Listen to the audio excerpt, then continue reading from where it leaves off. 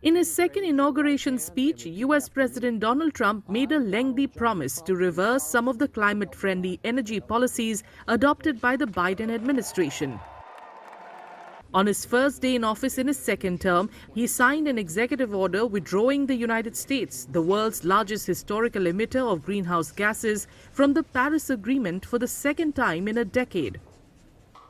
Established in 2015, the Paris Agreement seeks to limit global temperature rise and includes nearly every nation except Iran, Libya, and Yemen.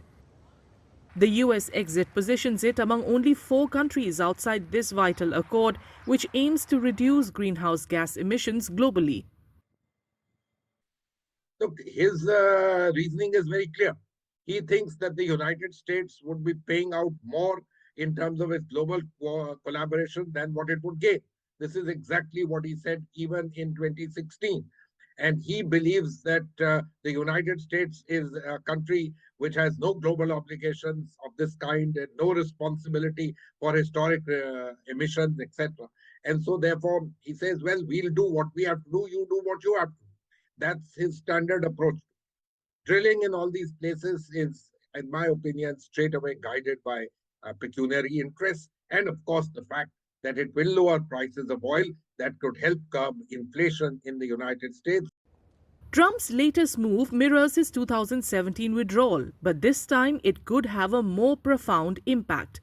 The effects of the previous withdrawal, which occurred in the final phase of his presidency, were not fully realized, as it was quickly reversed by his successor Joe Biden, reducing its overall influence. As climate change intensifies, experts warn that this new withdrawal could have significant and far-reaching consequences for both the environment and international relations.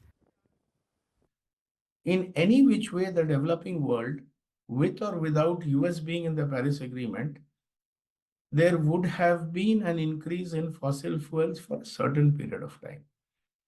And the emissions curve would be bending for different countries at different stages of development. How much will that pathway shift just because US will get into extracting more fossil fuels? It's actually difficult to say because, even oil, it is also a sort of a cartel by countries at the end of the day.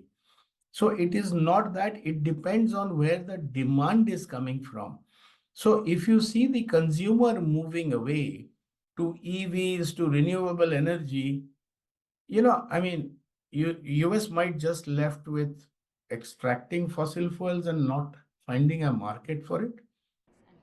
The Paris Agreement plays a crucial role in uniting countries to combat climate change. It sets ambitious targets for reducing emissions and encourages nations to track and report their progress.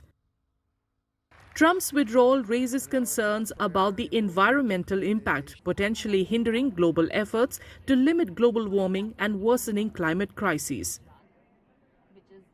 The previous US exit in 2017 resulted in higher emissions and diminished international climate leadership.